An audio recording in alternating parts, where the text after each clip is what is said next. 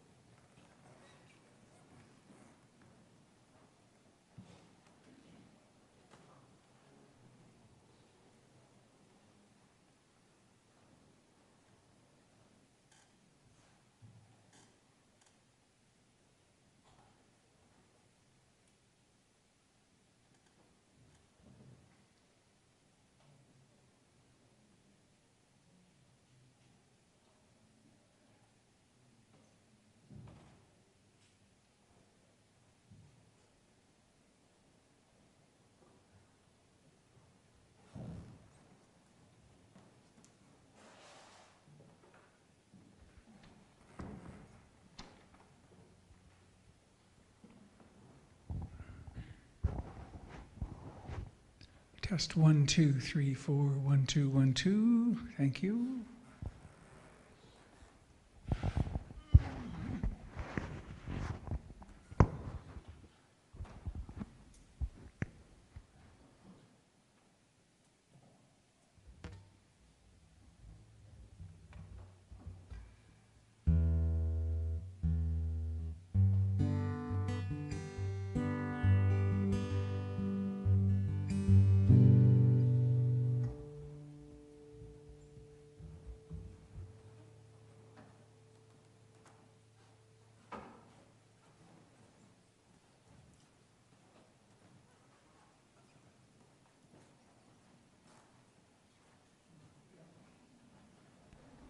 We're overwhelmed with floral beauty. Jeez.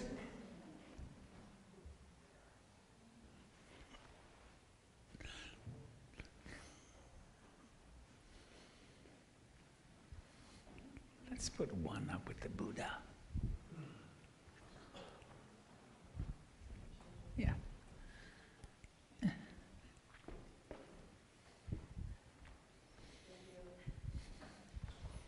There. Nice. Well, well.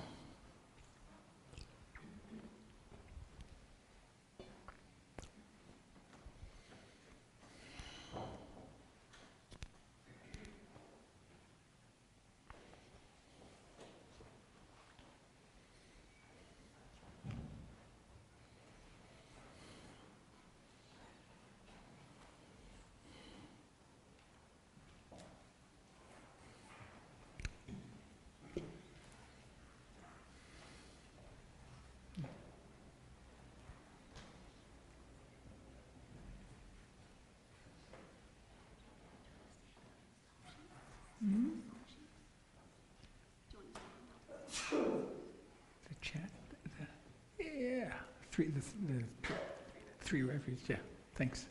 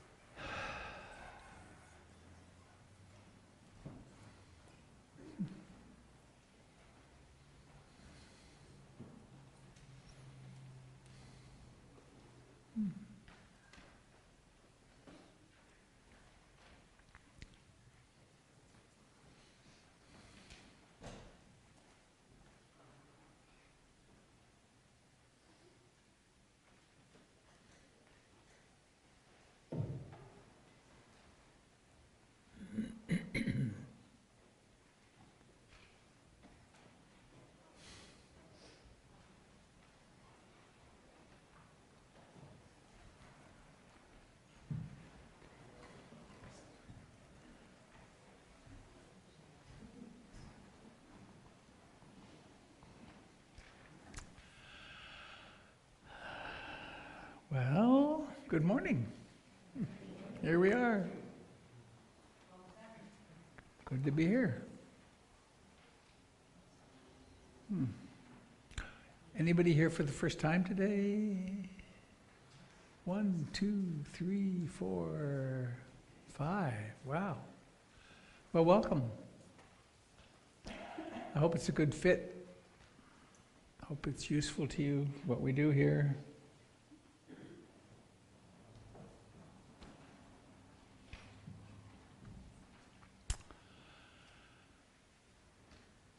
Hello to those of you joining us out there on the net. I imagine there's a few of you for the first time that I met up in the islands in BC. Hope the transmission works well. We have Paul at the helm up there. Yay, thank you, Paul. Thank you to everybody who works on the AV stream and getting it up to the net. And there are so many people who are responsible for this place running so well. We have our board member. You might want to give a shout out to Kirsten, who is sick and she's watching from home. Kirsten. Let's all give Kirsten a go. Yay! Hello, Kirsten. Woo! Kirsten, who is our volunteer coordinator and is teaching the nonviolent communication class with Doyle. And there are please raise your hand if you volunteer here in any capacity. Look at that. It's a lot. All these flowers, the Avi, of course. Raise your hand. There's Avi, our community coordinator. With my being away, of course, I'm not here. And the place continues to run because Avi is on the ball. It's really quite a remarkable thing for me. And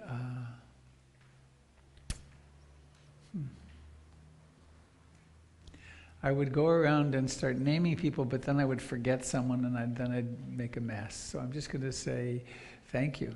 Thank you, thank you, thank you, thank you, thank you. And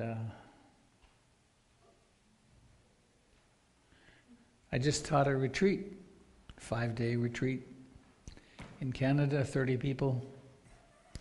And I was reminded just how remarkably insane the human mind is. Through the people that I met and through watching my own at the time and the, I forget, what was that recent Batchelor book? Stephen Batchelor's After Buddhism. And it's really a good read with a lot of historical data and so on. But the essence of it was that the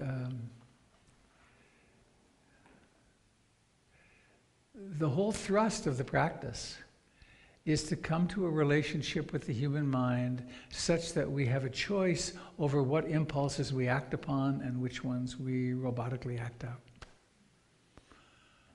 And that's true, I think, that to come to the realization and the moment-to-moment practice and fruition of this is what's arising, this is the mood, this is the emotion, this is the impulse to speak, this is the impulse to act.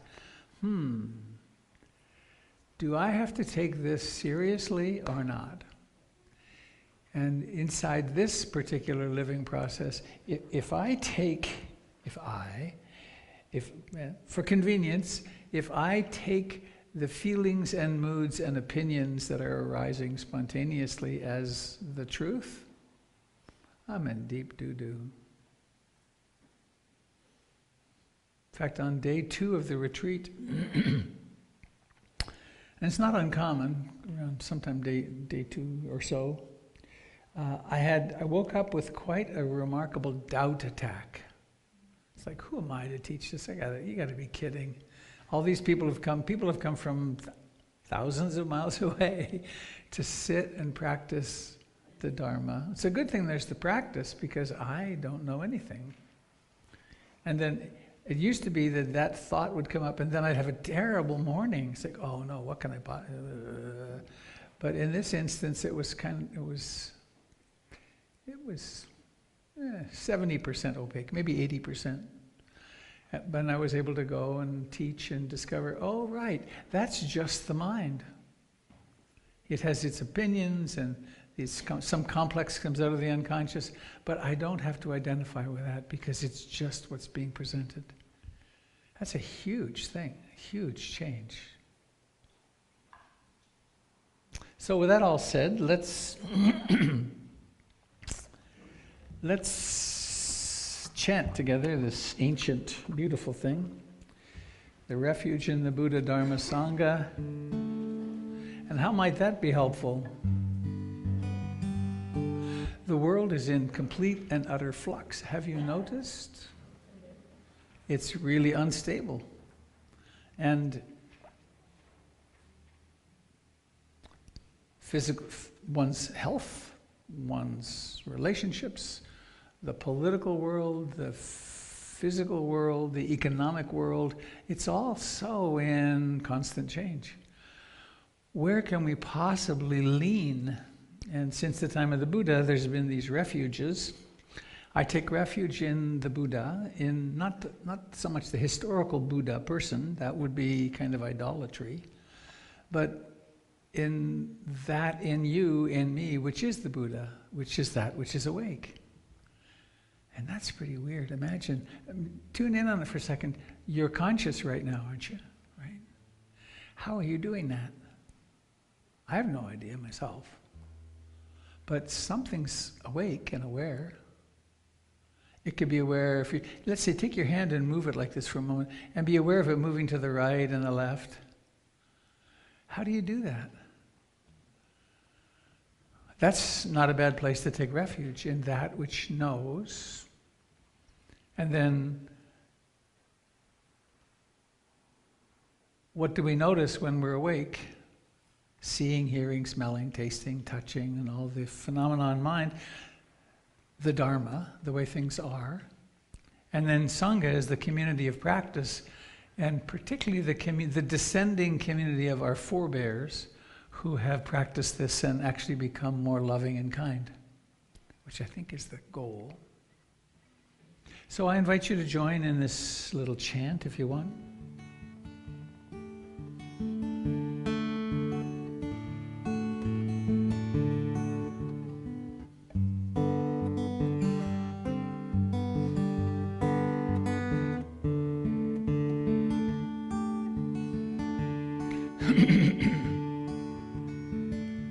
I take refuge in the Buddha, the one who shows me the way in this life. Namo Buddhaya, Namo Buddhaya, Namo Buddhaya.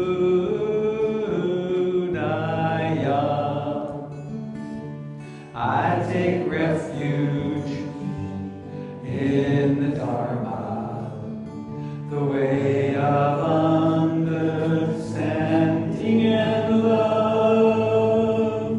Namo Dharmaya, Namo Dharmaya, Namo Dharmaya.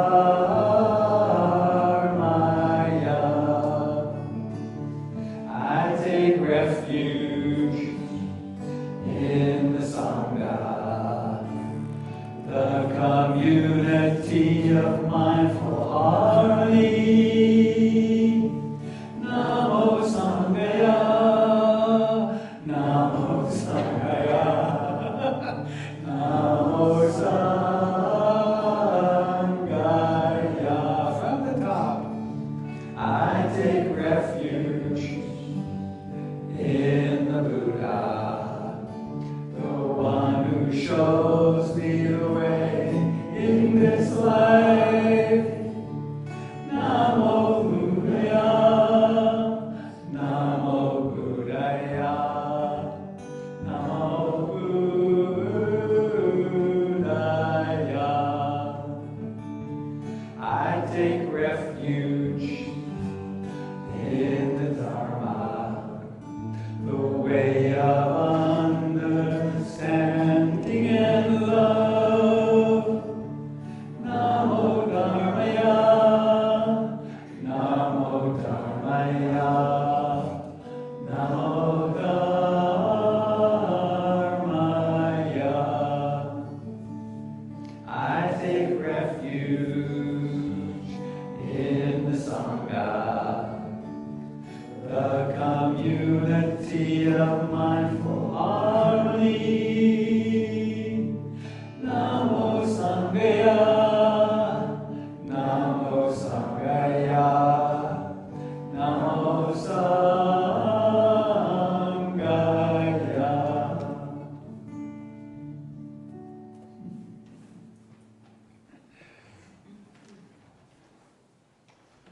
So my last guitar lesson, my teacher was saying, don't stay so riveted on the music. It's okay to look up. Oh, when I look up, I lose where I am. So funny.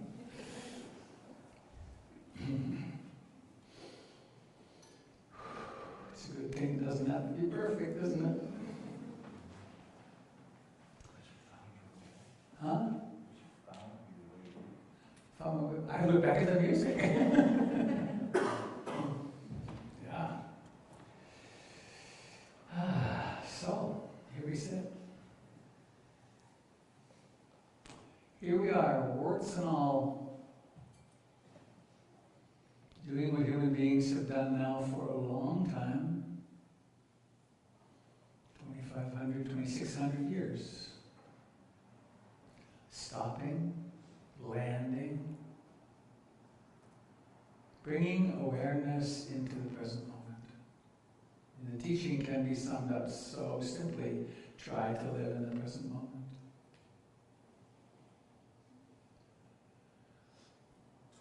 So one way to do that is to come home to the body.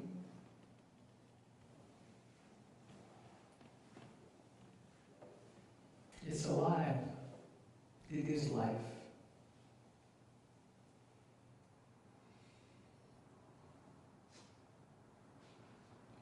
Just as the earth, Douglas firs herself and junipers herself and wails herself, flourishes in all these different ways. The universe through the earth flourishes as you.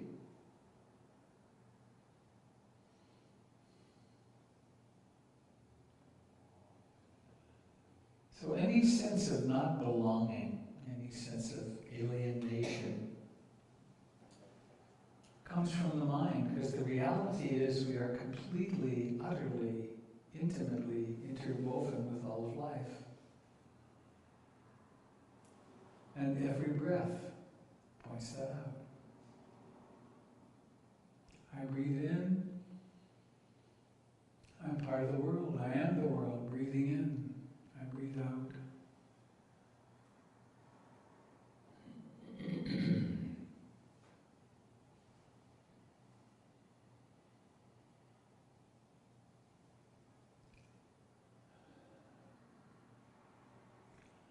Awareness can inhabit the legs and the feet. Feel how the body sits here and touches the floor or the cushion or the chair.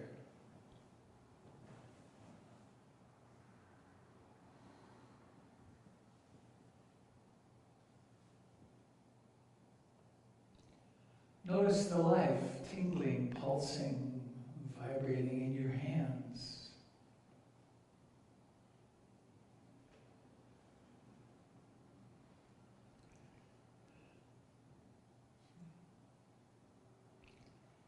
It's not uncommon that people in meditation strive to experience some kind of an altered state, something special or different. It's pretty remarkable to be present with the aliveness in the hands.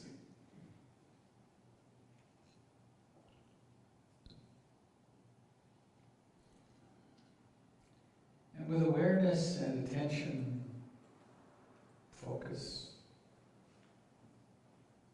that which we take to be hands become life, tingling, vibrating, warm, cold.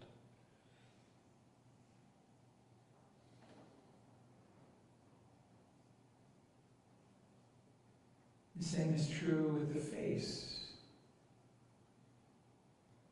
We don't really experience a face, we experience life.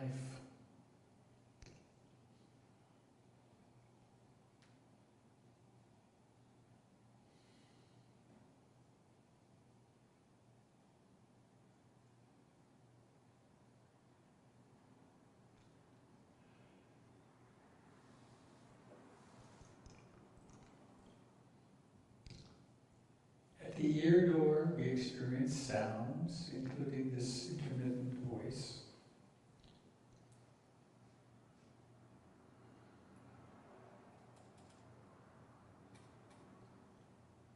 And at the mind door, a sensitivity to inner objects. There's thoughts, there's the wandering mind, there's moods, judgments, opinions.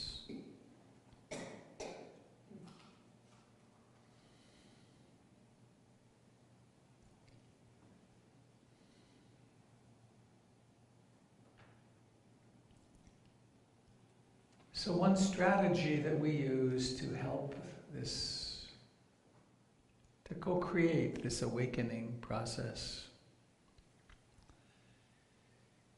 is to choose a primary training object like the breath, the sensations of breathing coming and going. And then to abide here, to come home to this sensation of breathing, which exists only in the present moment.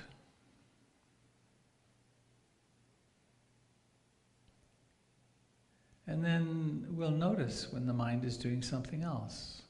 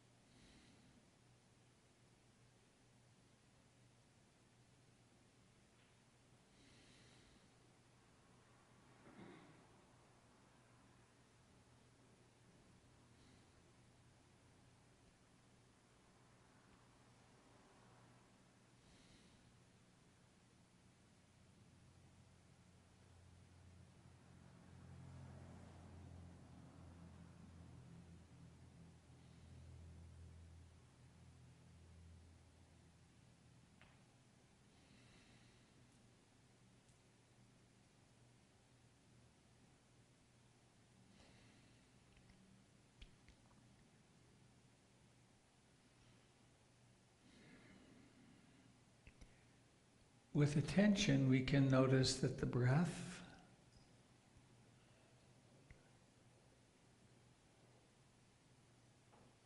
pauses between breaths sometimes. There can still be awareness, but there's no movement of the chest and abdomen or sensations at the nostrils.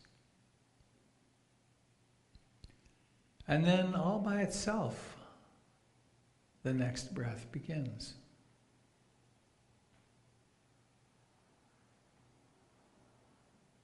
Then there's expansion and expansion until it slows down and stops, and then contraction and decline, all the way to vanishing.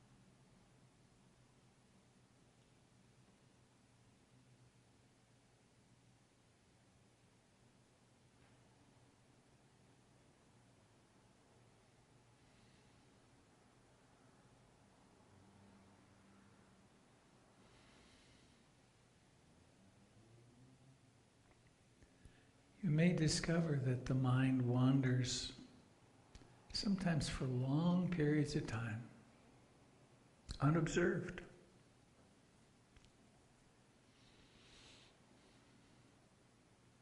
And then that mysterious knowing or noticing happens.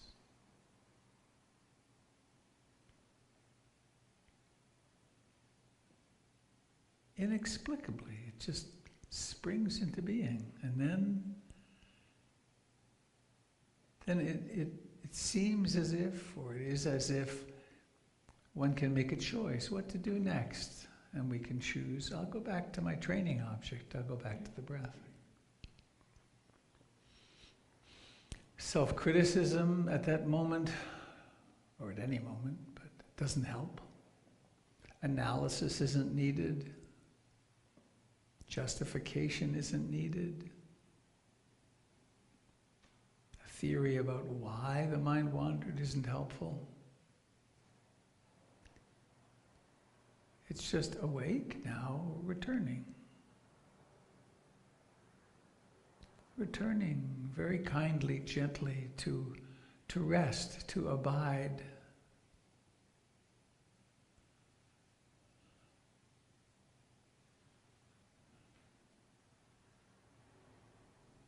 In physiologic terms, it's to allow the normalization of bodily function.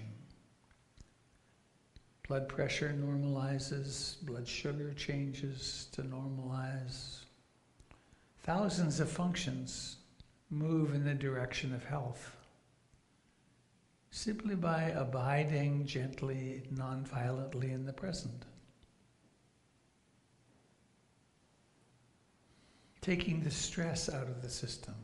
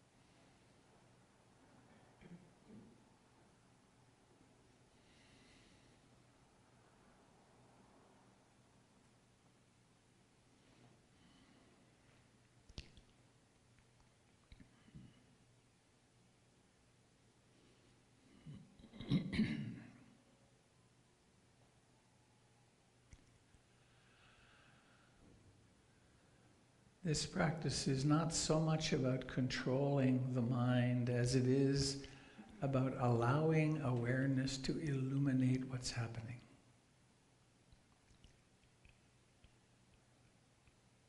And that illumination does all the work.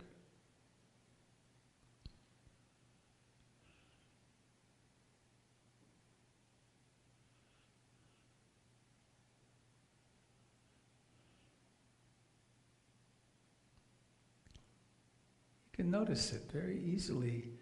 The next time that the mind wakes up from an extended wandering, notice how that wandering mind is gone for the moment. It's over. It may start again, but it's gone. You don't have to do battle with it. None of it is solid. It's all in flux.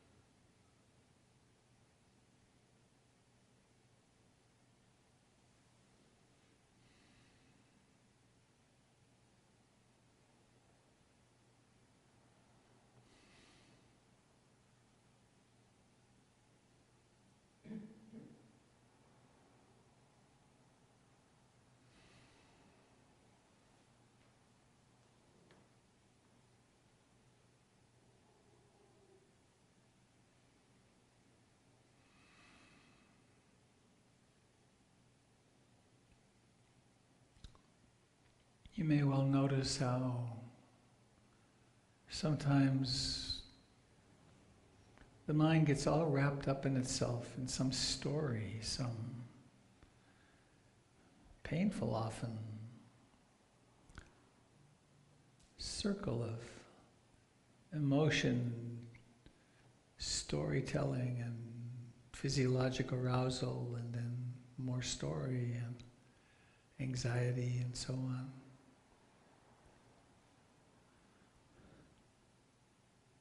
If we keep sitting, mindfulness will light these up. We'll realize, oh wow, deeply engaged in a story, in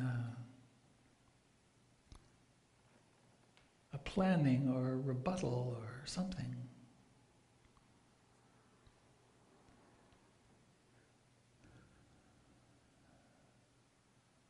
And it becomes possible more and more to simply come home to breathing and rest, abide.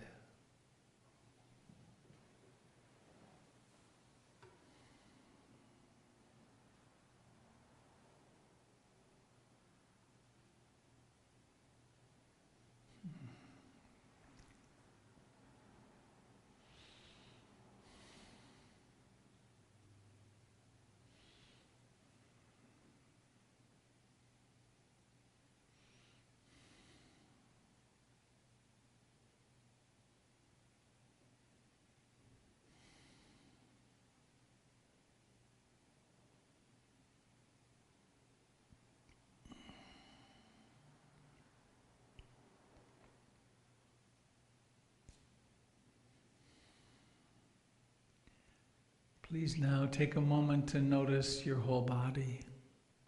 Perhaps awareness can contain the whole body. The aliveness in the legs and the pelvis and the torso, the chest and the back, the hands, the arms, the shoulders, the face, the neck. Just awareness. Notice the places where there are subtle or not so subtle pains, where there are subtle or not so subtle pleasures, or the generalized, neither pleasant nor unpleasant, just neutral sort of sensations. Awake to the body, in the body.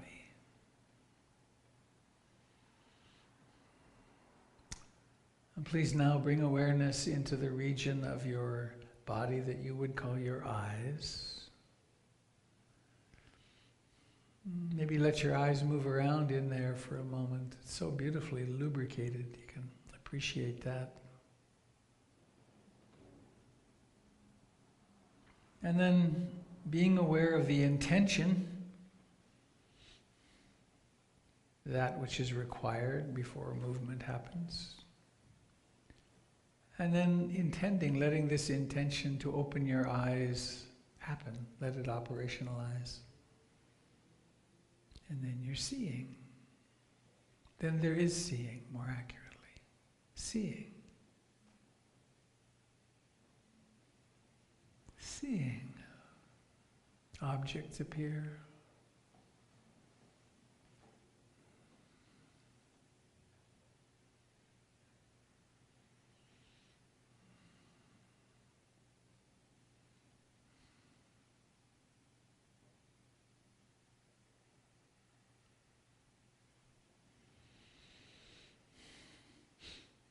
So our next item of practice is some Qigong.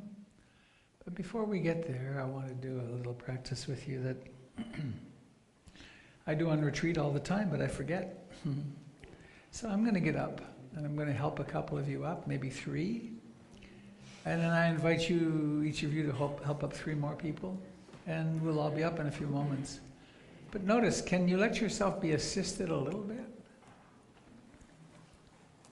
Notice how it is to, because this is, of course, the nature of our lives, is helping each other. Up.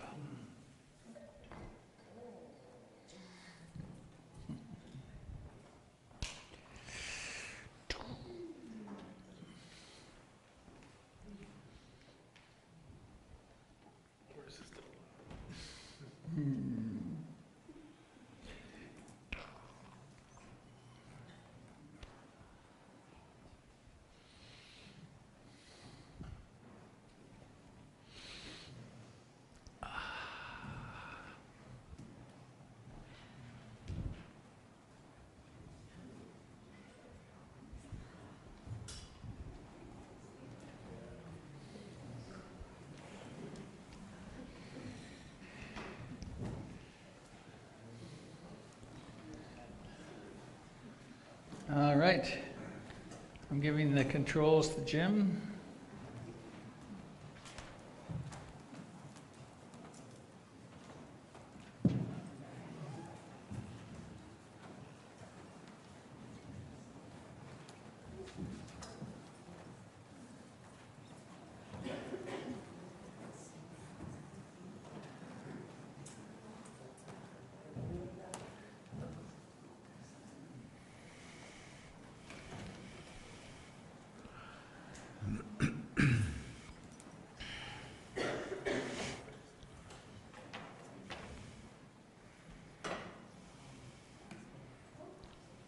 So we all have feet in touch with the floor, or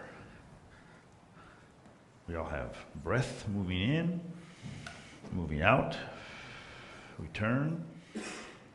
We have some degree of mobility.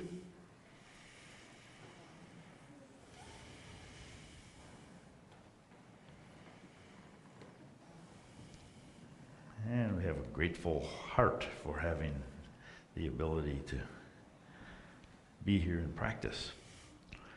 So let's sink and just let the arms rise as we breathe in, and then release down as the breath releases. The mind and the body come together. We intend to lift, we intend to release, and then we are aware of lifting, releasing.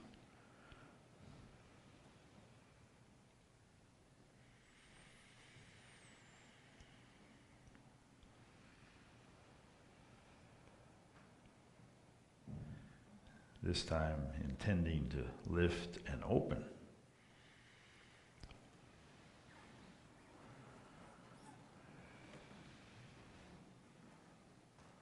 Aware of the different mood of the lungs and the chest when we open.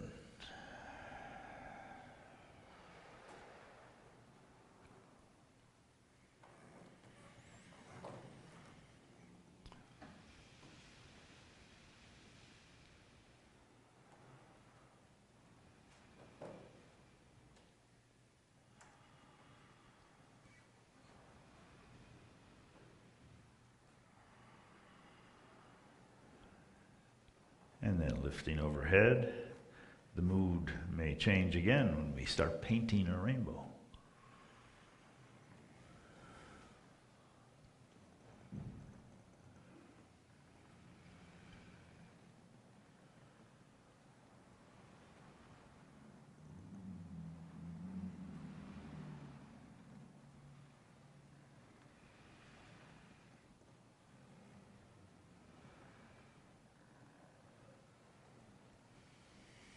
Releasing the arms. I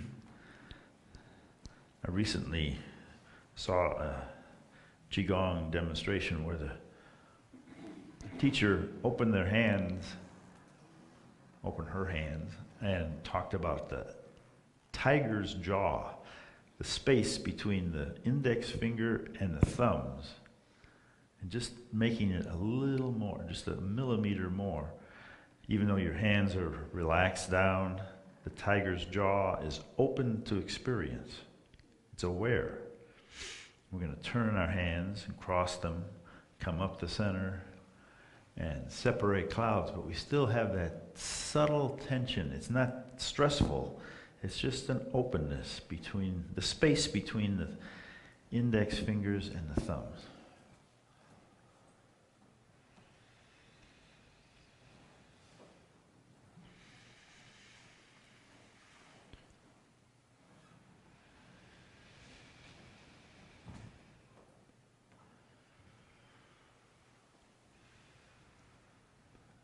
Opening to the side, fingers still open, pressing with one hand, pulling in with the other, but staying with that space between.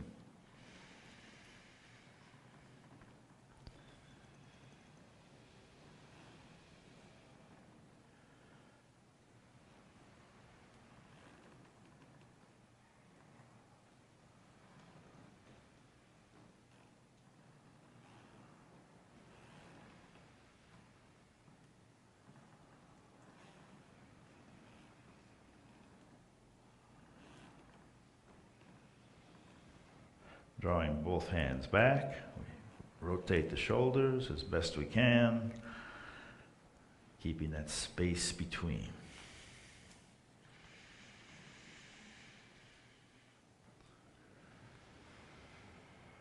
How does the index finger know where the thumb is?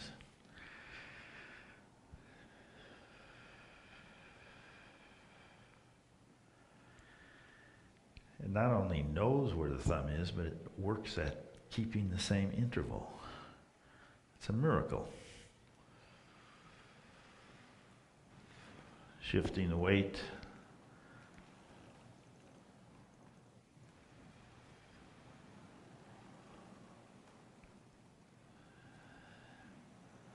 Open to experience.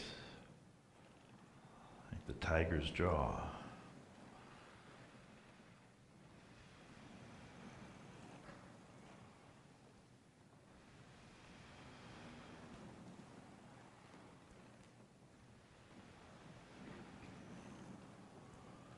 Turning to gaze at the moon. There it is again, tiger's jaw.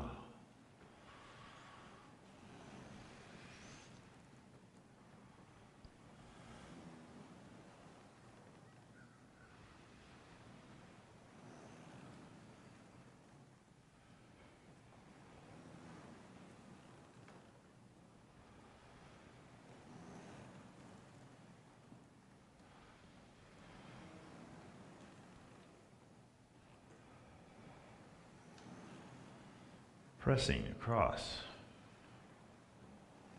open to experience.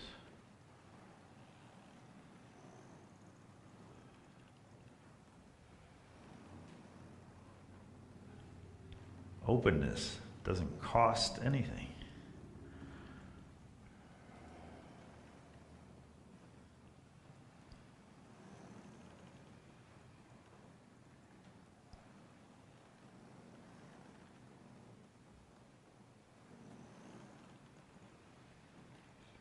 Reaching up, focusing on the palm now for a few strokes.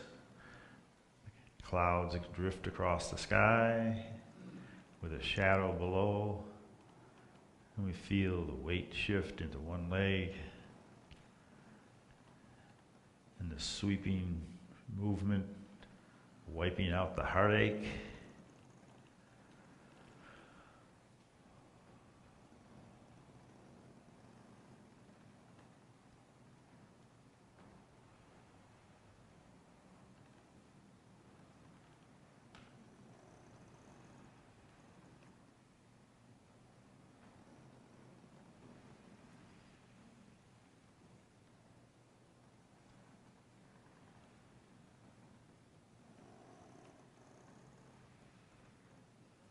And then stepping out, we'll splash in the sea, remembering the tiger's jaw.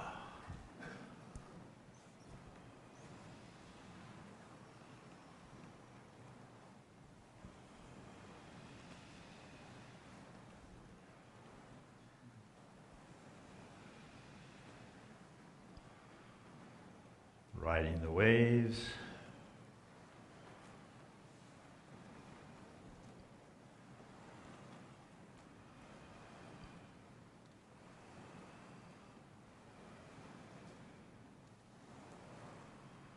Opening the arms, palms up, palms down.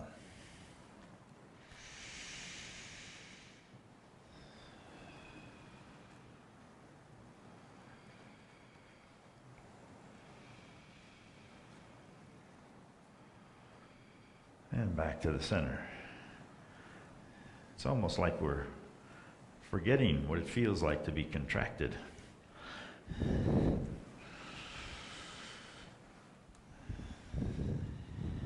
Remembering to be open.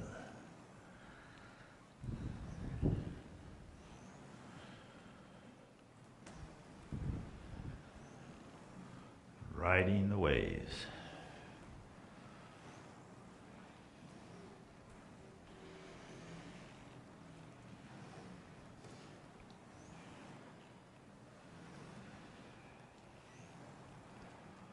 Opening the arms.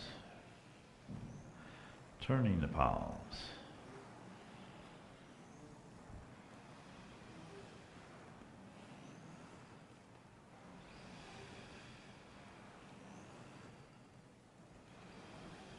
And back to the center. Make a fist, sink, let the dragon rise from the sea.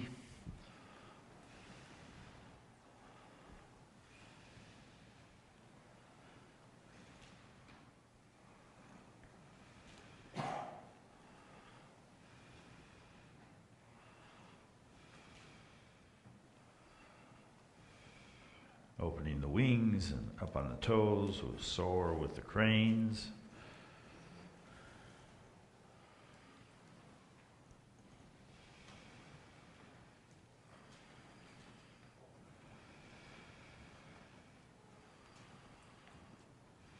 Turning the wheel.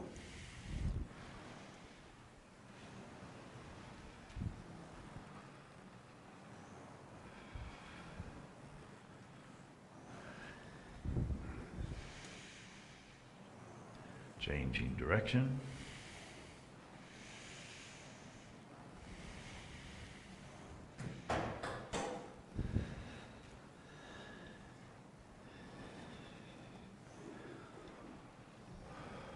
And back to the center. Feeling a balance between both legs. Lifting one arm and one leg.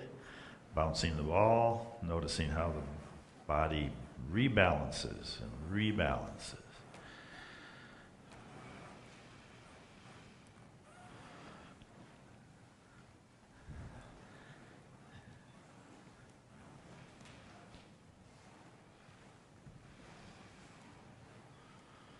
And finally, this simple openness to the energy of the earth, ready to release what we don't need.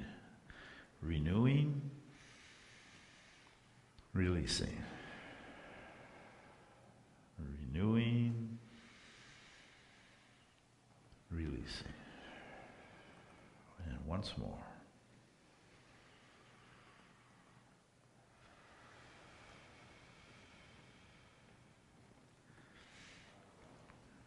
Hopefully all the kinks and contractions are gone. Thank you very much for your attention. Here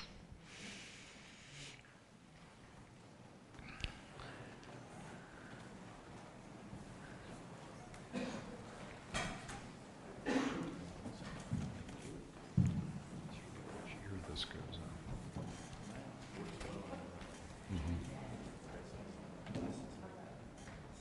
Oh. Good morning, Sangha. Oh, this ear thing, silly thing. Maybe my ears are not the right shape for this. We'll see. All right. Oh, well, if you don't know who I am, my name is Avi. One of my roles here is as community coordinator, and I'm going to conduct the very ancient ritual of announcements. There's a lot of things going on. For such a small place, we have an awful lot of activity going on here, and if you'd like to be a part of it, please ask me, or ask Kirsten, who is our volunteer coordinator who is sick, but she's available. Her contact information is on the website. On Sunday, October 28th, we have the first meeting of the PIMC Embracing the Dharma Initiative. This is based on the survey that we sent out a couple of months ago. To find ways in which we can put what we do on the cushion into action out in our community. And there's information on that on the website. October 28th through November 1st, Robert is doing his Brighton Bush retreat. Contact Brighton Bush to see if there are openings if you're interested. On Saturday, November 3rd, we have our first Saturday monthly day-long retreat at PIMC. We hold those on the first Saturday of every month. See the website for more info.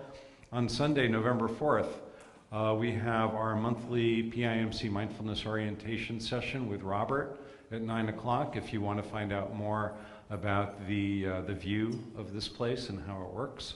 On Saturday, November 10th, we have a day-long retreat with Gary and Robert called Spiritual Liberty or Religious Tyranny, about healing the ways in which some organized religious systems may have harmed us. See details on the website.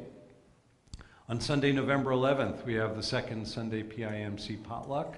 So your long-held secret family recipes for casseroles are most welcome. Please bring them. On Wednesday, November 14th, we have the November edition of our NVC practice group with Doyle and Kirsten. NVC is nonviolent communication. And if you've had any training in nonviolent communication and you want to practice giraffe, it is a thing.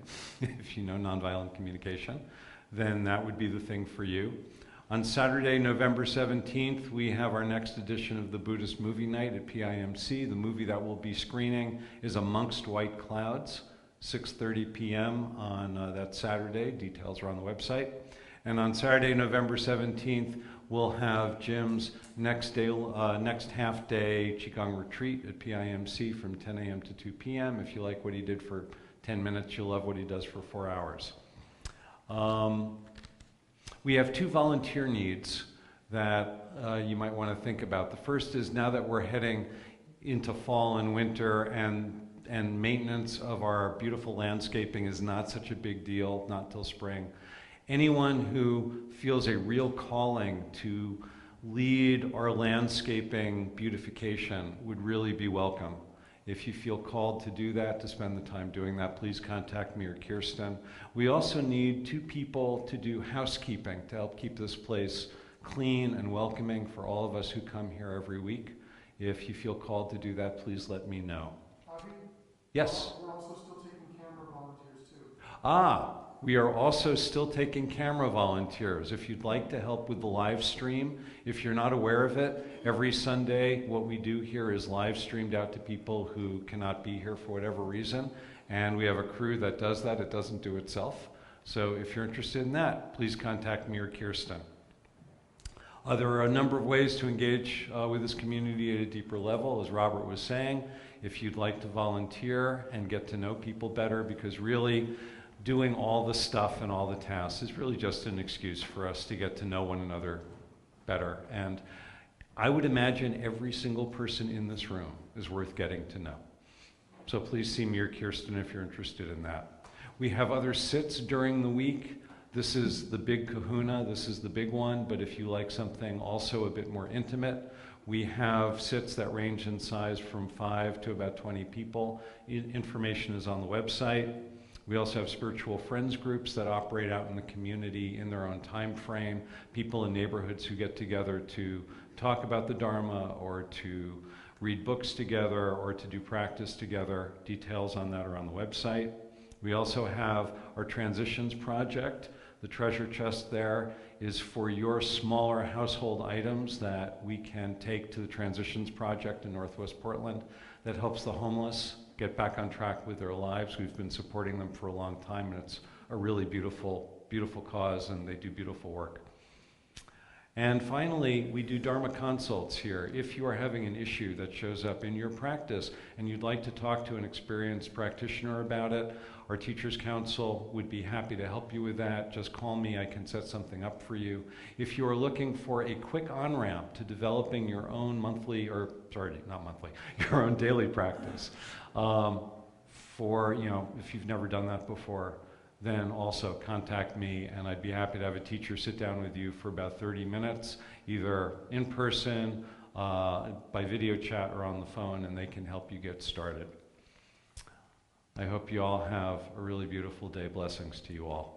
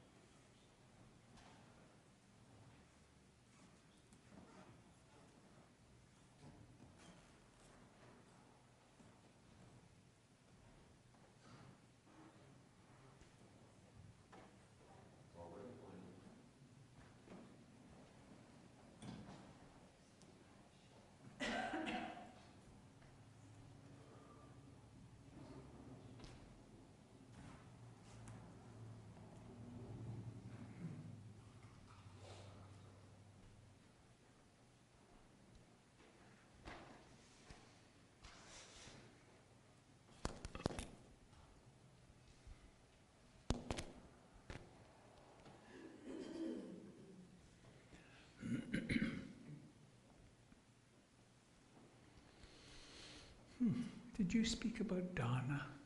No, I did not. Ah, okay. Donna Forsyth is, no. Not true.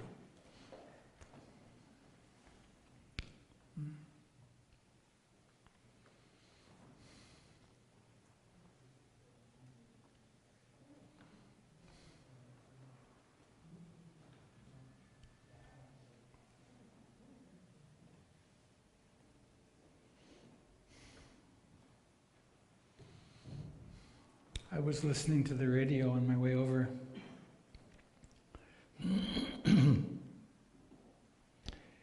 And I tuned in on one of those channels that one can find on a Sunday, particularly on Sunday mornings.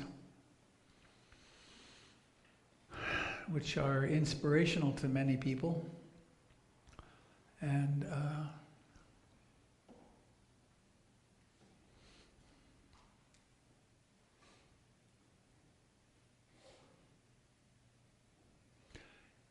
it pointed out to me something very special about PIMC. And that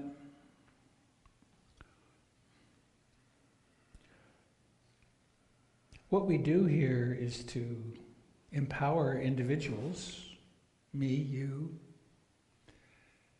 because we're responsible for our own happiness. Nobody else can do it for us. Nobody else did it for us. We don't have to believe something that somebody else said or did. We can and must take responsibility for our own mind, because that's where happiness and unhappiness take root and blossom. And this is a spore. PIMC is a spore, I think, the way I think of it. It matured over 2,500 years in Burma, Thailand, Sri Lanka, and then it got sent up. And then it landed here in North America. And I am one of a bunch of teachers who trained in Asia and then brought the practice back here.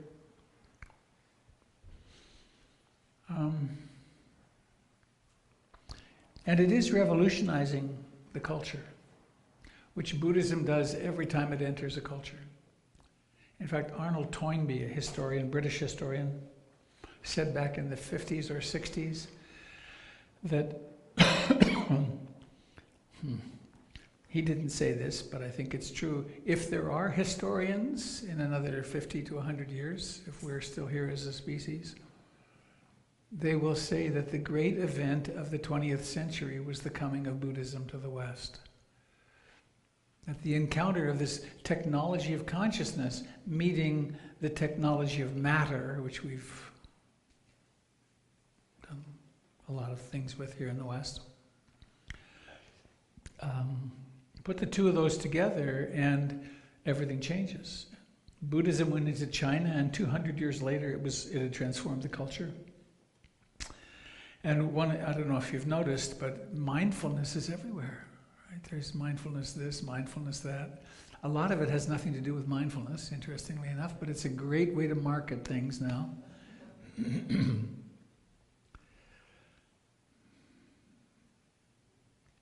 So it's a spore. It landed here, and I've been teaching here in Portland since 1979.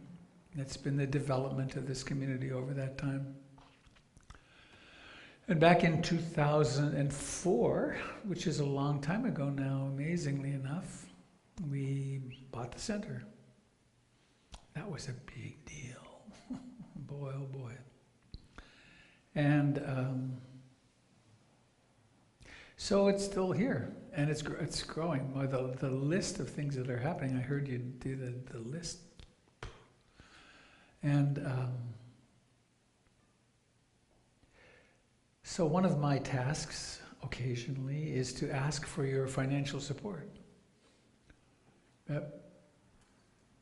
It's a brick and mortar sort of place, and we get a lot of stuff done volunteer-wise, but it does require financial support, and it's one of the ways that we can express our support for the value of having the doors open and having people be able to come and check it out and then come and participate deeply. I always listen during the NPR begging week, but we will get back to the regular programming in a few minutes after I repeat several different ways that it's worthy of support. But I ask you to take a moment and those of you out there on the net too, has PIMC changed your life? For many people it has. I'm in a very privileged position because I get to talk to people and hear what happened after they've been practicing for 2 weeks or 6 months or 2 years or 5 years. And the changes are vast. Because to stop and turn inward and pay attention transforms reality, transforms the way that we relate to ourselves and others. And also understanding the Four Noble Truths and how we cause suffering ourselves is really very liberating. It is ultimately liberating. So I invite you to use the basket, which is back there, which was my monk's bowl back in Burma a long, long time ago. Or even better, to go online and make a monthly contribution, be part of the stewardship circle. And that's that.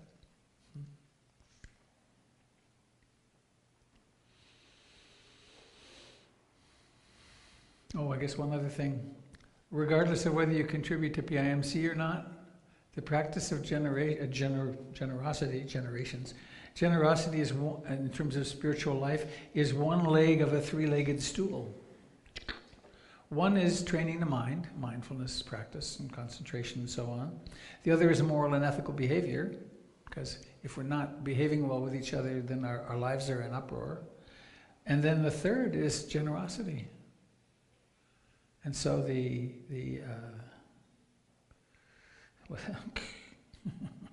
so anytime you can have the opportunity, anytime you find or make the opportunity to give, you'll discover there's more freedom and happiness. The channel I was listening to this morning was proposing or demanding 10% of your gross.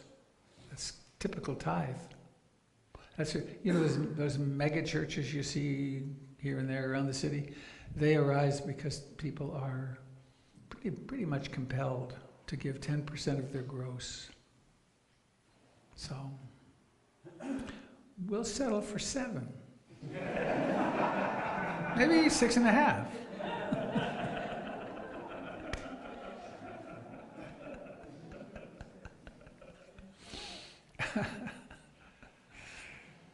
Yeah. I've raised quite a few children in my life, so I'm not going to say, and your firstborn. It's like, thank you, you may keep your firstborn. and I like the grandparenting thing. Here, let's have fun till you need something that I can't provide. So, here we are.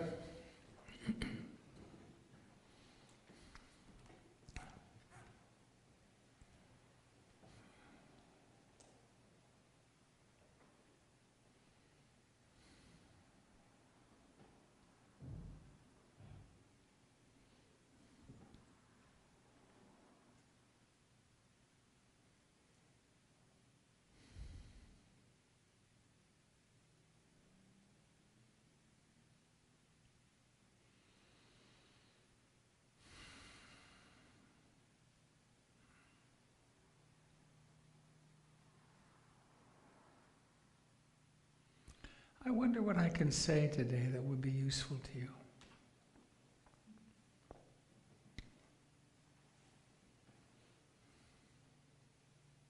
I learned again a lot on this last retreat.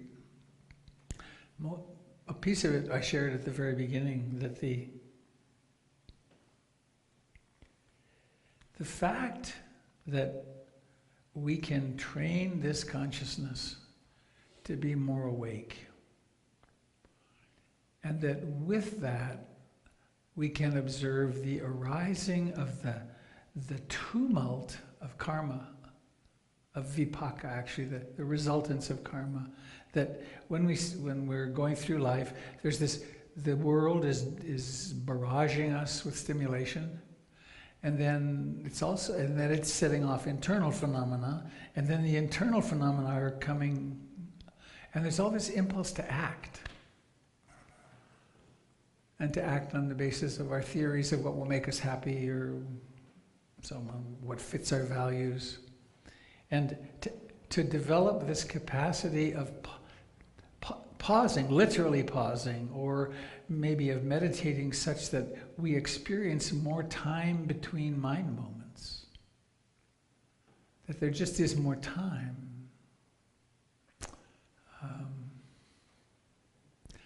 I don't notice it so much anymore, but I used to in the past be noticing how much more life experience I had, quote, in a day, because I was so much more present. That a day, yesterday was one of those days when I woke up in a different city. I woke up in Vancouver, BC, and then by evening I was here. I went out to the theater last night, a musical performance, and it was like a lifetime. So many moods and so many thoughts and so many perceptions, and I remember it used to be sort of a blur, mostly a blur. It's still pretty blurry a lot of the time, but there's more moments of this. It's now, it's now, it's now, it's now, it's now. And also part of that realization is that phenomena are arising and then disappearing. The Tibetans speak about the magical display in consciousness, that consciousnness travels through the world, so to speak, and in its 6 sense doors, there's a wonderful word. It's called tekistoscopic. Does anybody know that word? Tekistoscopic? No? Did any of you do the Evelyn Woods speed reading course? 1, 2? Only 2? JFK was a voracious reader. I mean, 40, 50 books a week. And he just mentioned in passing the Evelyn Woods speed reading courses. And they then went all over the place. And one of the things, what they do, and it's quite remarkable actually, instead of reading the dog and then the cat, one looks at the paragraph, and in fact, the brain is capable of taking in the meaning. And so we don't have to word read at all. And they do this presentation, tekistoscopic. You get to see the paragraph for it. And then, or you read, quote, read a book, a novel, using your fingers, and you get 5 minutes to do this, and then they test you, and lo and behold, you can get a ton out of it by relaxing. Anyway, that's tekistoscopic, because that sudden presentation is there and gone. But that's the way life is, right? A thought's up and then it's gone, or a person is here and then they're gone, or someone says something and then they're gone. Oops. My texting is on, I don't want that going. So how to be conscious, the more awake we get, the more we're noticed that phenomena are arising and disappearing, which makes them more and more interesting and more apparent and more precious. I got to connect with my wife last night. I was away for 10 days. That's a long time. And then we parted again this morning. I'll see her again this afternoon, I hope. But it makes the more we realize the truth of impermanence, this tekistoscopic presentation, then while we're with someone, we really want to get more motivated to make the effort to be there, because we really know it's just going to be gone. And also then, if we're with someone and it's a difficult circumstance, it's in a way less problematic, because we know it's going to be over in relatively quickly. So, the practice is one of learning to concentrate the mind and relax and get at ease, focused. But it's also to relax and to notice how things are flashing into being and disappearing. And that as the impulses arise, then we get to have a funny image. My life is becoming more like this. It's as though I work at the end of a high-speed Amazon conveyor belt. And so experiences are coming down the conveyor belt at me at relatively high speed, and I get to read the label and go. I get to make a slight intervention. It reminds me back when I was doing family therapy training years ago, that my really wonderful family therapist trainers said, the best you can do with a family is bump the system. It's kind of the best we can do with our partners too, is just bump the system, give a little bit of input, and maybe it'll make a difference. And that's true in our lives, that the conveyor belt of our life is coming so rapidly that we get to have a little influence on something, and then a little influence. And that's the wake we leave behind us in our lives. And that can be a wake with much more loving kindness, or more anger, or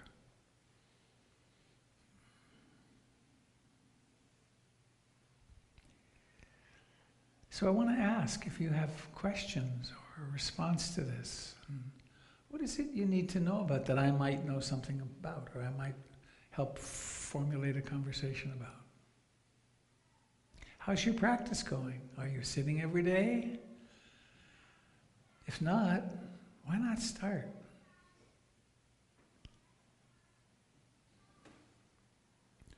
I frankly don't, I couldn't survive without a significant amount of time to sit every day.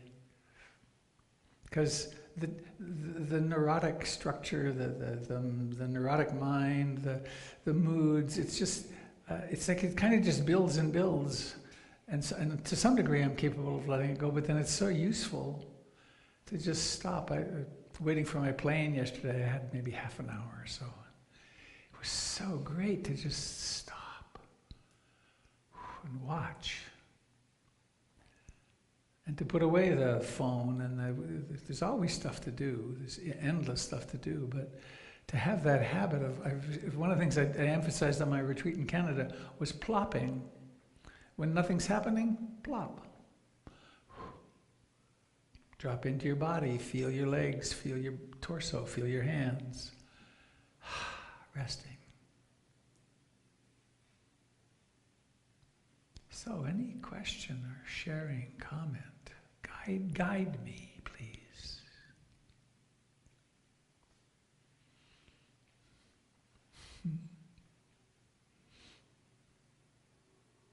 I have hundreds of Dharma talks right here, and I can go, the 12 steps of dependent origination. Well, there we go. Or let's do these 7 enlightenment factors. But they may not fit right now. Yeah. Please come. Please say your name. Hi, my name is Vic. So Robert, I think you've told us a story about how there was a student of yours who was a pediatric oncologist. Yeah. Who used to perhaps have to spend 2 hours per day meditating. I'm finding that, as stress increases, the amount of time that you have to meditate also perhaps has to go up. I was wondering if you could talk about what happens physiologically when people sit, and how that can help Sure. at different levels. Actually, the fellow you reminded me of is actually a Dharma teacher in New York, somewhere on the East Coast. I was at a teacher's conference, and this fellow was talking about his profession, which was pediatric oncology. And he said, I cause so much pain, and the families that I'm dealing with are so upset. The way that I maintain my sanity is 2 hours a day of sitting. How do you do that while being a pediatric oncologist and having a life? But, so the physiology, it's funny, I used to teach stress management, and I forget. Among the things that happens, what happens to you when you sit? Do you notice if you breathe, and the mind goes off toward agitation, and then it goes off to some worry, and then the consciousness can't tell the difference between an imagined worry and the real thing. And so it sets off the fight-flight response, and the amygdala says, alert, alert, alert. And actually I have a funny image. The amygdala is this two little almond-shaped things down on the brainstem, and they're designed, without them we wouldn't survive. They're when a trauma happens, for instance, they think, the traces of this are stored in the amygdala, and then the next time something comes along that looks at all like that trauma, the amygdala immediately fires off the whole excitatory system, including the adrenals, and says, alert, alert, alert, danger. And unfortunately, it's funny, this always goes by. It's that alert when my wife says, honey, we need to talk. It's like, whoa, danger, danger, danger. Or when a bus, actually I was driving up Flavel last week, minding my own business, driving speed limit, and this car 1 block away started coming into my lane and coming into my lane, and it just kept coming and coming, and I started moving to the right and I was getting ready to go up onto the sidewalk to avoid her. And then she looked up. I think she was texting maybe or something. And her face was, and she pulled her car back. But I had a little bit of fight-flight going on there. It wasn't a lot, but because it wasn't that close. But so anyway, this excitatory process happens, which is very mammalian. It's actually primitive, more primitive than that. It's reptilian, I guess. So when we meditate,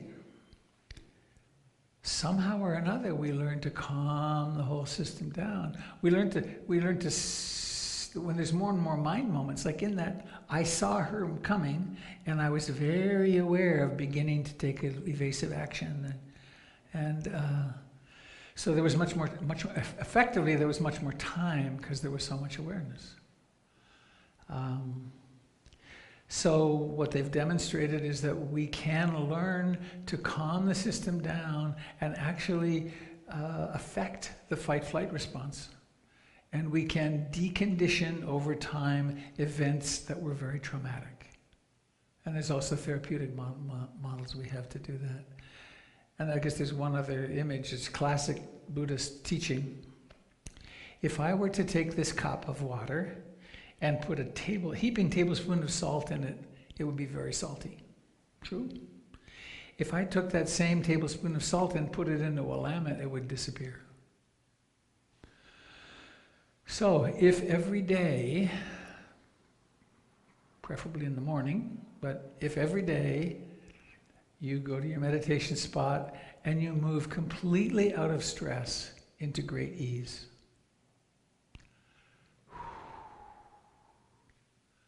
you become like the Willamette. And then the incoming salt doses, the incoming stimuli that would be upsetting, they arise in a much bigger, more spacious place. Is that making sense? It's just, I see it myself. When I get caught and become more uptight, and when life throws in more issues, and then there's a little sickness and maybe a little conflict at home, and then it's like an email will come and say, oh God, I don't want to deal with that. And there's this reaction which is observed maybe, but it's not observed very early, so that there's another kick of the wheel of the stress phenomenon. Is that sufficient? I mean, the way the most insight meditation or mindfulness is being marketed through the hospital systems and clinics. That's probably its major modality for coming into the culture, through stress management. And then there's also the application for psychological and emotional issues, where it's also very useful. And then there's that issue which is where it really takes off, which is asking the question, who am I? Who am I? Who thinks these thoughts? Who says these words? Who has these emotions? And that's the path of freedom. I mean, they're all the path of. The Buddha said that the taste of this practice at the beginning is the taste of freedom. The taste in the middle is the taste of freedom. The taste at the end is the taste of freedom. And it's freedom from suffering, freedom from having to react so much to everything. Because so much of it is completely out of our control.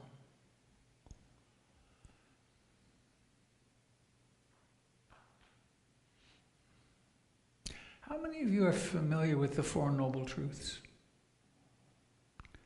Oh, that's kind of common. Not everybody. How many of you could give a 5-minute talk on them?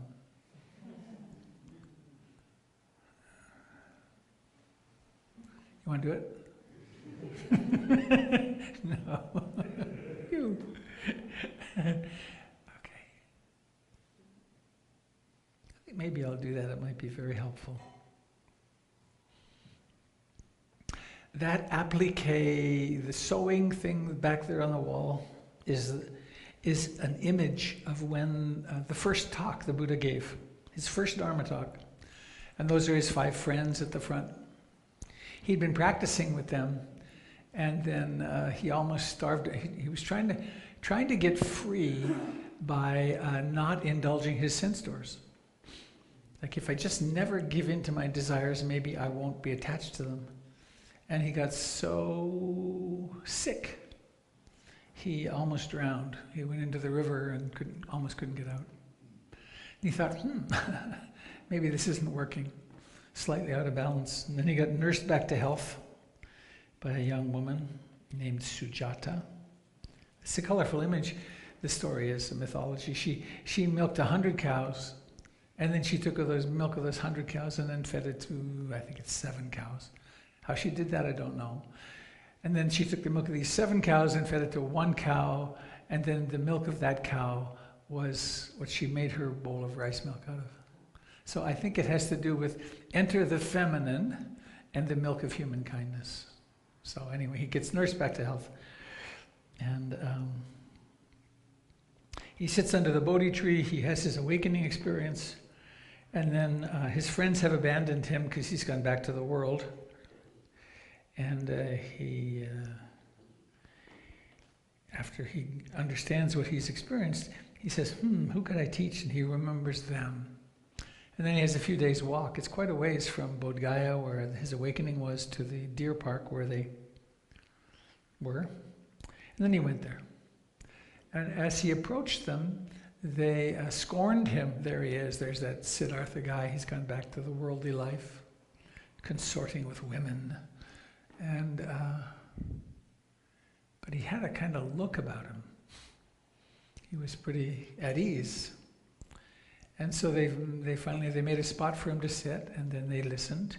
And as he gave the talk, one by one they woke up. One by one they realized, oh, this is what we've been trying to understand. Not understanding intellectually, but understand at a deep, emotional, intuitive level. So, it's colorfully called the Dhammachakrapavatana Sutta. I don't speak Pali, but I like that one. It means the putting in motion the wheel of the Dharma. And here we are, 2,600 years later. We're here because of that talk. It's kind of cool. So,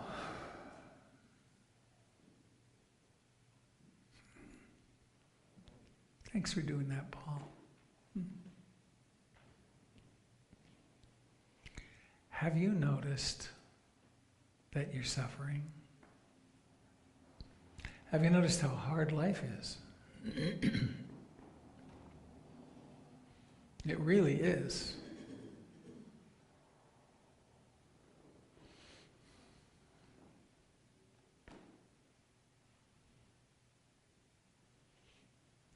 The world is really unstable.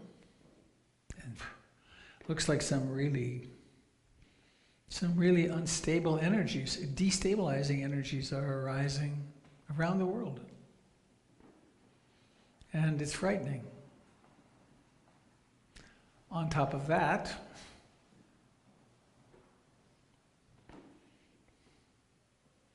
Some of us are having real difficulties with our health, with our children's health, with our work, with our relationships.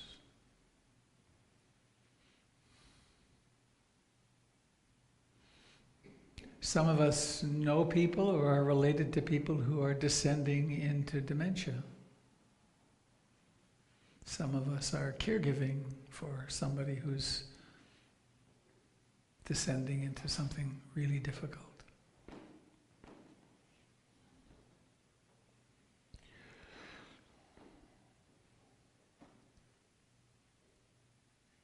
It's pretty strange, I think, to drive around Portland. I feel sad. And to see the number of tents there are. Tents on cement. There are stunning inequalities in wealth that are growing by the day. And the extraordinarily wealthy people who have lost track of the purpose of their wealth aren't happy either, because they're insecure about something or everything. So this is the first noble truth. The Buddha called it dukkha. There's suffering. And it's normal for human beings to suffer. Oh, I can't wait. I want to be in relationship, and I want to have this is one I've observed a bunch. I want to be in a relationship, and I want to have a child, and oh God, I'm in the relationship, and now we're not getting pregnant, and I can't get what's going on, and there's a problem with this, and now finally, oh good, we're pregnant, and oh, then the baby doesn't make it past 3 months, and then maybe the baby does get born, and then, oh no, so much anxiety, what do I do? And it's totally fraught with suffering, right? Because we want it to go a certain way. I want my life to follow this path. And there aren't that many guarantees. So often it doesn't go the way we want. And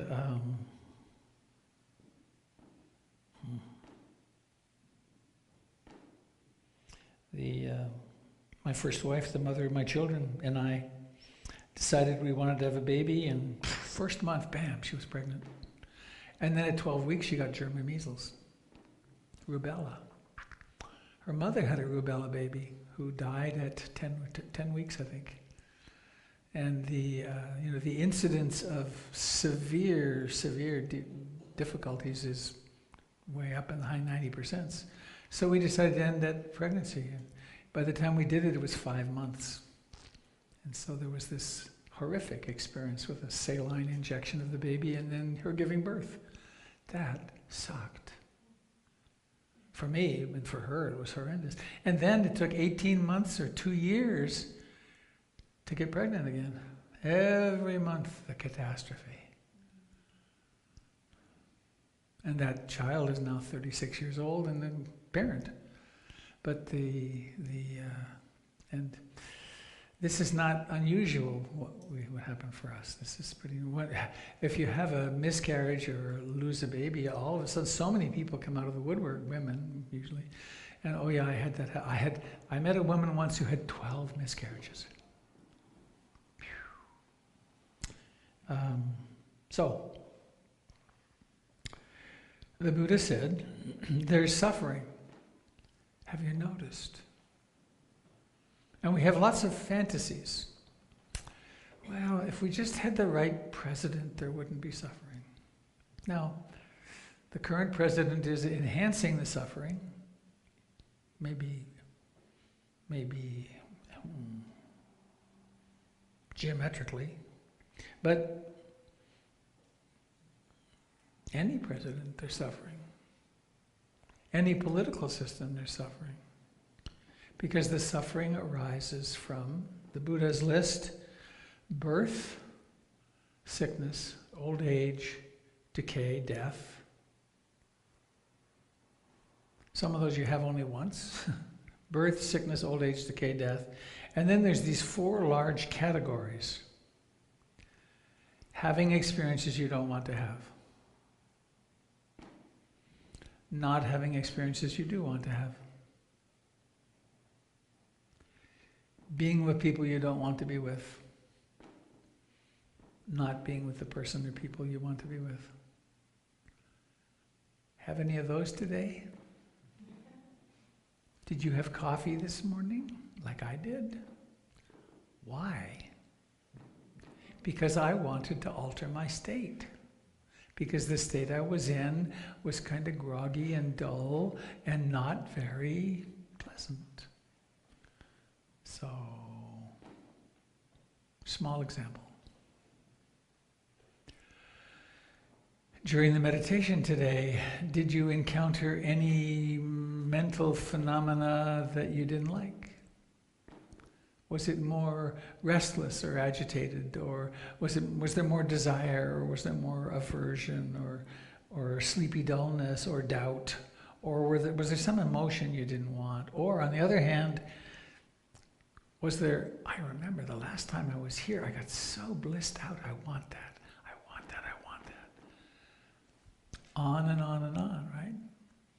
Not having the experience I want, and having the experience I don't want. All day, every day.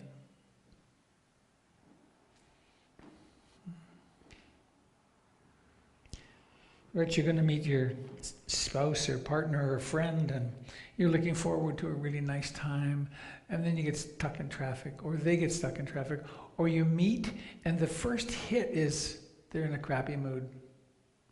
This isn't what I want. I think I'll go have a crappy mood myself.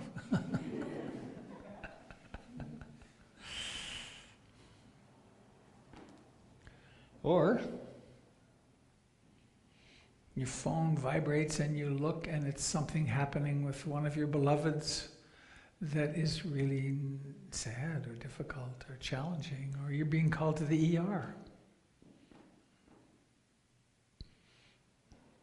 Some pretty awful moments in the waiting rooms at hospitals, aren't there? Right? So, suffering. So the Buddha taught for 42 years, there is a way to deal with this suffering that can actually lead us to freedom. That's pretty revolutionary. And it wasn't, this was big in his time, it wasn't the caste system, which he was a revolutionary about. When people became followers of the Buddha, they stepped out of the caste system. And that was truly revolutionary. And then when women were allowed to become nuns, that was completely unheard of, because the suppression of women was stronger than today.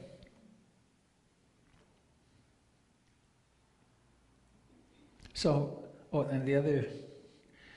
so what are the ways we try to avoid suffering now? Well, intoxication.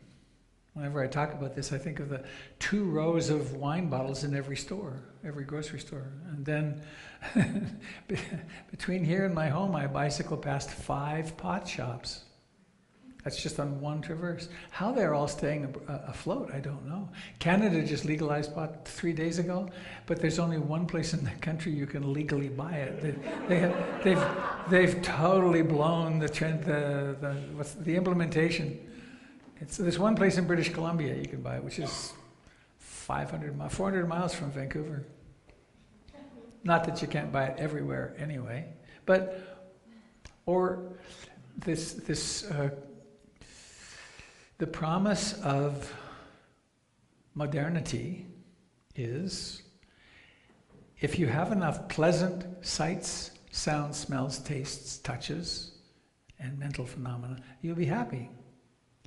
So if you have a Costco card and enough money, or if you have time to go on a nice vacation, or buy really fancy clothes, or a Gucci bag, or that then you'll be happy, and it doesn't work, does it?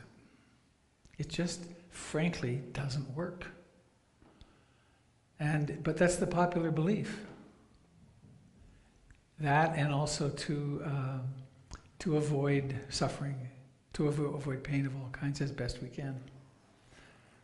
So what the Buddha discovered way back when was the vehicle or the direction of freedom is not out and away, it's in. The way out is through.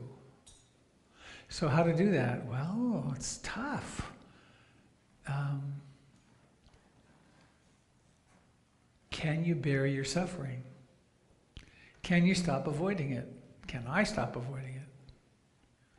Are we willing to stop in the middle of depression or anger or fear or loneliness or physical pain, to stop and instead of reaching out, turn in and focus on it, bear with it?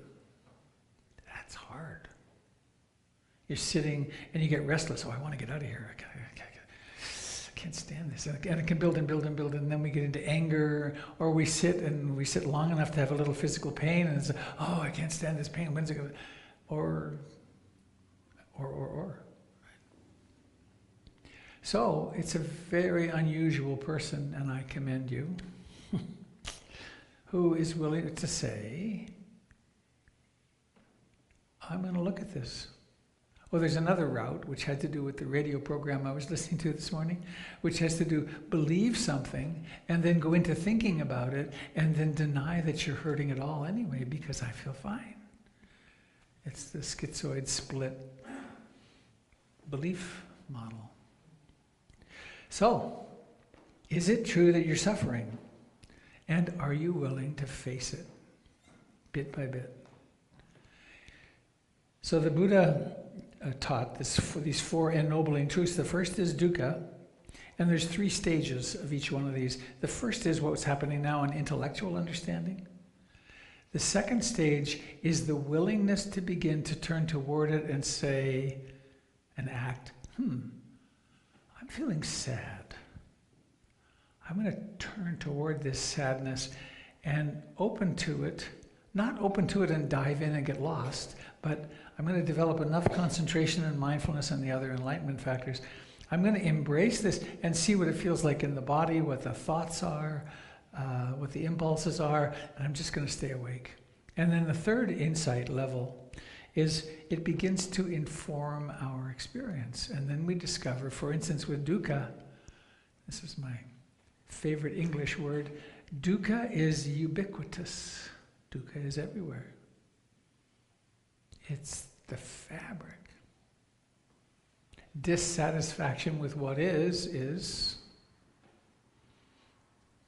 and it's kind of un-American, and it's not a very popular thing. So, so that's the end for today. Please stay tuned. Come again for the next serial. That would be a crappy way to end. But, oh good. I have time. If we attend carefully, we got a window? No, it's not open. If we attend carefully to the suffering, we could then, and we can bear it as a wagon bears a load.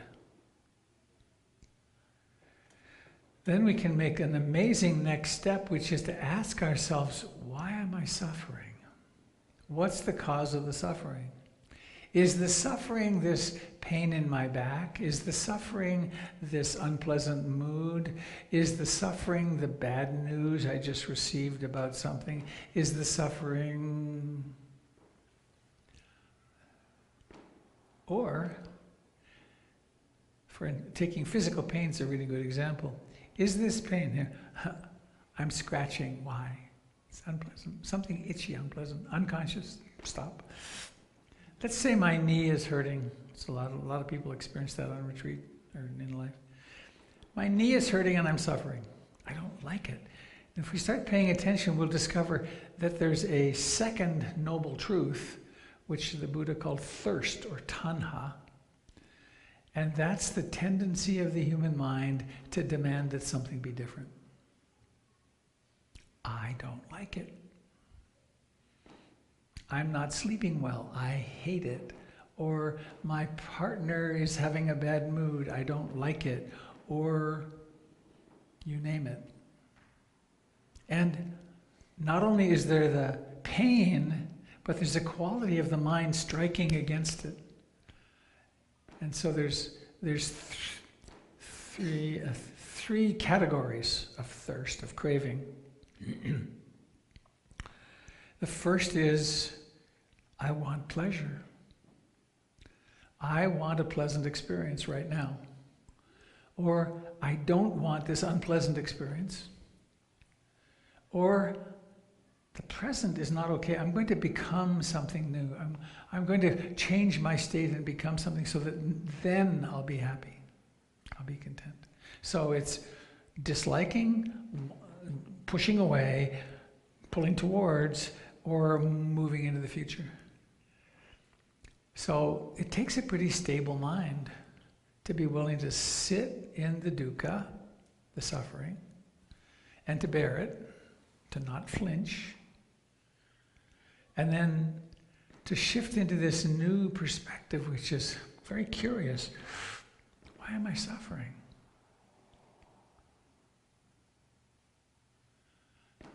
My flight yesterday was right on time, but I remembered some months ago I was coming back from a retreat I taught on the East Coast, and what began with a 15-minute delay turned into a 6-hour delay, a plane replacement. And when we were boarding, I realized I hadn't had a second of distress. There was food, there was my computer, there was a place to sit, it was comfortable, but I watched people go through really hellish experiences. One man had a tantrum, and he absolutely was a baby at the, I've got to get, it's like, and I went up and actually I commended the staff after he left. I said, wow, you guys did great with that guy, amazing. But he was causing himself extraordinary suffering. Now, I don't know what was happening for him at the other end. Maybe he had something important to get to, as I didn't. But that was totally self-caused. Similarly, road rage, right? Any time one of us experiences road rage, it's like taking a hypodermic and sticking our body full of destructive chemicals. Because here I am, someone cuts me off, and I go nuts over it. Why? It's insane. Similarly, torturing ourselves about what's happening politically or environmentally. The upset we can create, hang on a sec. The upset we can create is not effective, for one thing. Marla. Come, take the mic.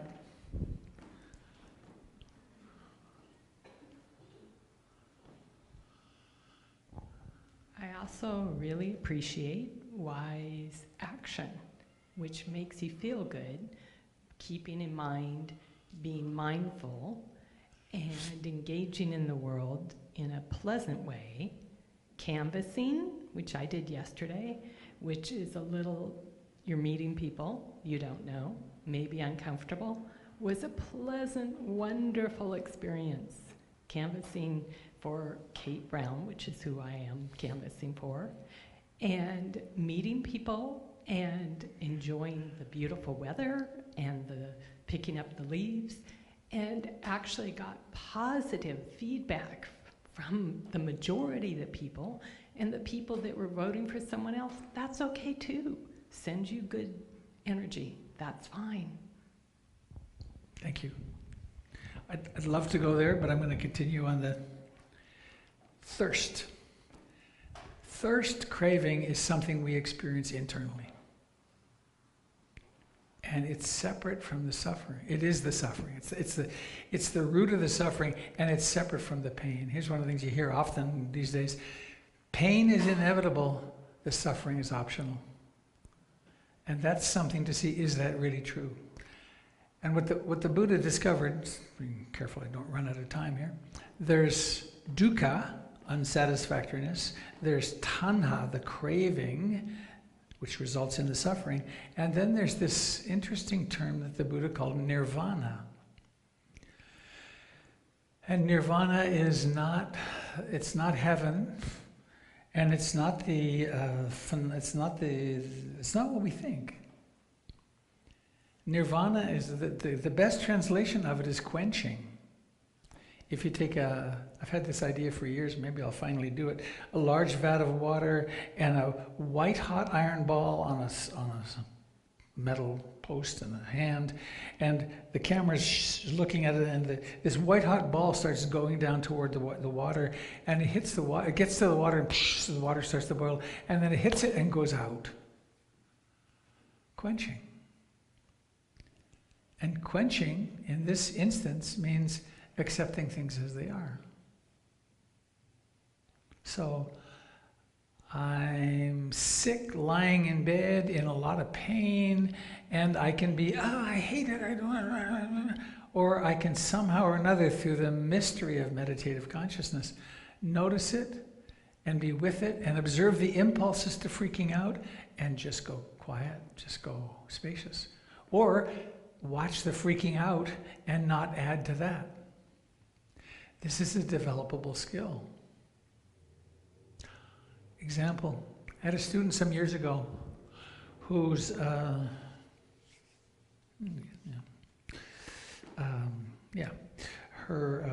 one of her children had a terrible infection in the body, and she almost died. And she, my student, was freaking out. Pretty hysterical. And then she went off and spent 2 years or a year and a half at the Insight Meditation Society in Massachusetts, serving and meditating a lot. And she came back, and she was here, and this infection burst out again. If they thought it was gone, there it was. And her daughter's life was in danger again.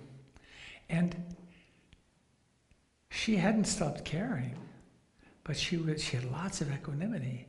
And she stayed very calm and loving, and her children attacked her because clearly she didn't care because she wasn't freaking out. But she didn't need to freak out anymore because she had this spaciousness to notice the impulse to freaking out. But she could land and she could be loving and compassionate toward herself, but also loving and compassionate toward her daughter and the medical people. And that's the fruit of meditation, which is kind of where I started today, learning how to be in that position of observation and acceptance rather than reacting to things. So we could say, oh, this nirvana thing, well, I'll never experience that. You already do. You've been in circumstances where you've been hurting and reactive and so on, and somehow or another you come to a place of acceptance and say, oh yeah, right. You know, this really is true about my child. They really have this problem. Or this is really, I really do have this diagnosis, and I've been freaking out about it for weeks or months, and somehow or another I'm adapting and I'm accepting it. And in fact, I'm even seeing how it's bringing me into the present moment. And that's a developable skill. And one of the ways we develop it is sitting on our cushion. That's the exercise to clarify the mind and make clear what's happening, so then we can have that skill deepen. The fourth of the Four Noble Truths is the Eightfold Path, which is the path of practice, the moral and ethical behavior, and that whole thing. So, you can practice this. You can sit down in a bad mood and don't try to get out of the bad mood. Turn toward the bad mood. Or you can be having pain and you can sit with the pain. Turn toward it. Or you can, you name it. You can pause long enough to actually look at this experience. And one other thread perhaps is, none of us experiences anything that 10,000 other people aren't experiencing at the same moment. Right? We personalize it, but it's like, oh no, it's me. But not to deny it, but to realize, all right, This is the human condition.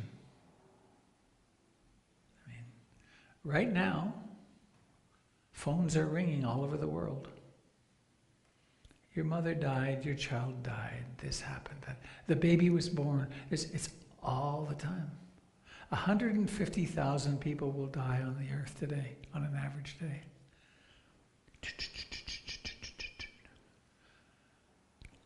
Sadly, 190,000 babies will be born.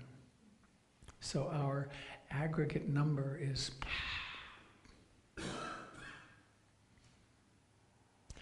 So, I invite you to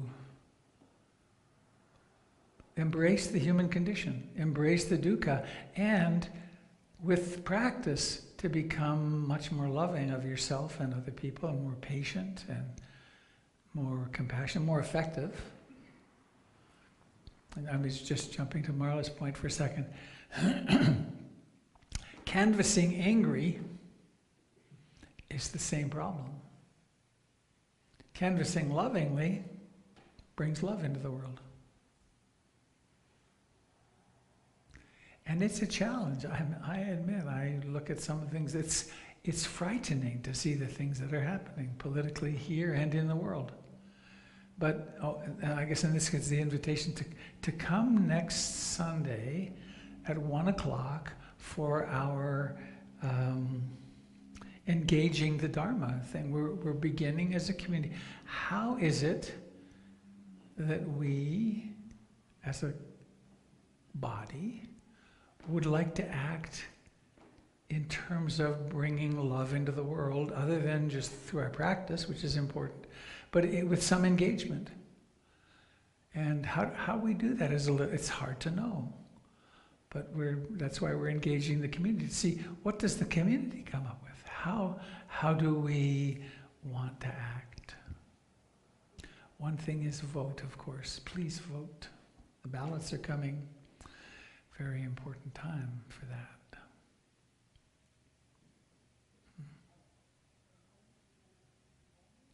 So this is an ancient teaching. This is 2,600 years old. Millions and millions of people have come across this and then practiced, and their lives improve. Wild creatures. So thank you for listening so intently. I really am grateful. I am not unaware of the privilege of this position, and I hope that it's useful. Thanks. Let's make a big circle. Kids will come in.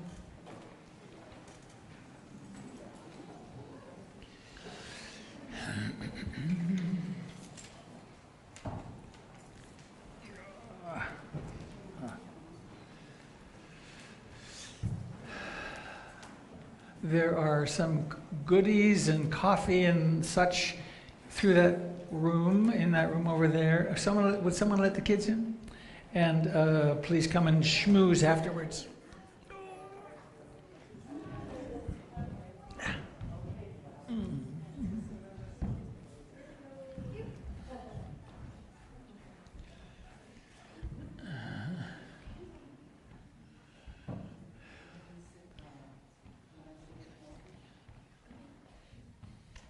Uh-oh, I'm too far away. Can you see?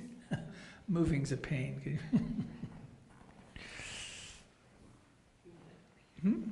I'm good, thanks.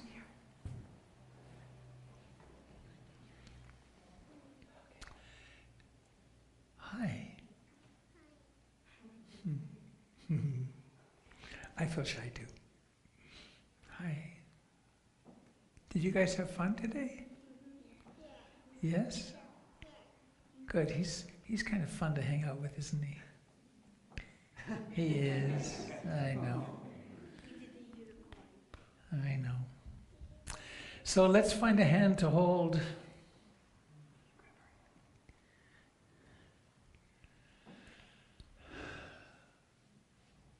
Those of you at home, please, I hope you can find a hand, or hold your own hand maybe.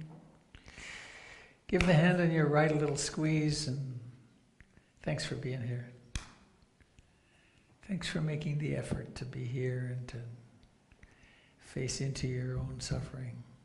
to become more loving. Give the hand on the left a similar little squeeze. May your day and all your future days unfold with more and more love. And then we probably have, there you are. Okay, there you go. May all beings be happy. May all beings be happy. May all beings be happy. Sadhu, sadhu, sadhu. Here you go. Well, we got the message across. And we had no hair on fire. Very impressive. So we're going to, everyone in the room gets to take a deep breath, participate in the life of the world, and then I will count, and then we will have the great blowing out, but not yet. We're practicing patience. Taking a deep breath in. 1, 2, 3, blow. Yay, whoops. Thank you all for coming. Do have a lovely day and be mindful. See you next Sunday.